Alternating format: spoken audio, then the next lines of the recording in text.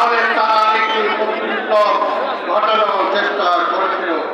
তারপরেও আমাদেরকে খেয়াল রাখতে হবে এই অভ্যুত্থান যাতে নষ্ট না হয়ে যায়, কারণ সেই সব অভ্যুত্থান নষ্ট হয়েছিল সাথীগণ আমাদের নেতা শহীদ রাষ্ট্রপতি জিয়া রহমানের নেতৃত্বে অভ্যুত্থান ঘটিয়ে বিপ্লব ঘটিয়ে জনগণের অধিকার জনগণকে ফিরিয়ে দিয়েছিলেন।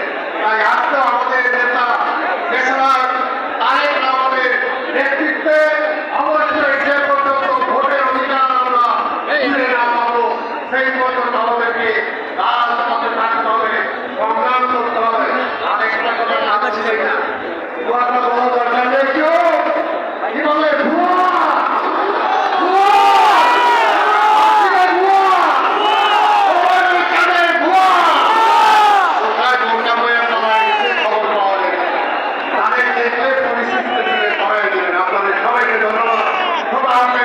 বাংলাদেশ জিন্দাবাদ, বিএনপি জিন্দাবাদ, দেশবাসী